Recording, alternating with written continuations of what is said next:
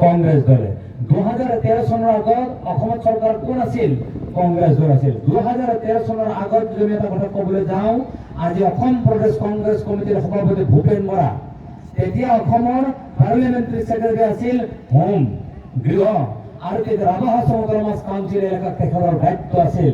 আৰু তেখেতৰ দায়িত্ব থকাৰ সময়ত আজি যদি আমি এইটো ক'বলৈ যাওঁ, তেতিয়া সেই দায়িত্ব সেই সময়ত আন্দোলনকাৰী মানুহক, শান্তিপ্ৰিয় আন্দোলনকাৰী মানুহক বুজোৱাৰ পৰিৱৰ্তে শান্ত কৰিবতে তেওঁলোকে গুলিয়াই 20জনকৈ মানুহ হত্যা কৰা সেইজন মানুহৰ নেতৃত্বত অসম প্ৰদেশ কংগ্ৰেছ কমিটি চলি আছে।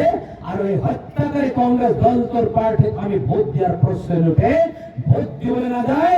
কংগ্ৰেছ দলক ভোট দিয়া মানে আকৌ ৰাভা সমাজ কাউন্সিল হত্যাৰ যজ্ঞ চলোৱা, এটা জাতি আন্তৰ্জাতিক মাজত সন্দেহৰ বিশ্বাসৰ এই অভাৱ ঘটিব। গতিকে আমি কংগ্ৰেছক ভোট দিম জানো? নিনো। আমি সেই পৰিৱেশ কেতিয়াও নিবিচাৰো, সেই অশান্তি আমি কেতিয়াও নিবিচাৰো, মৰামিত্ৰ আমি কেতিয়াও নিবিচাৰো।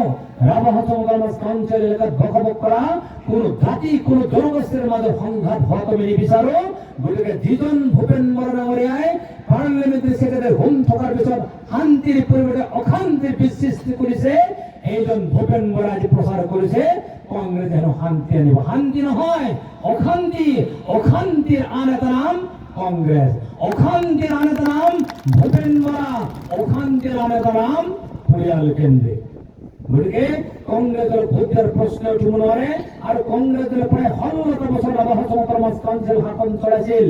16টা ৰাভা সমাজ কাউন্সিল শাসন চলাৰ পিছত জনগোষ্ঠীৰ মাজত জন আছিল। ৰাভা সমাজ কাউন্সিলখনক লৈ বিভিন্ন জাতিৰ আস্থাৰ বিশ্বাস ঘূৰি অহা আছিল।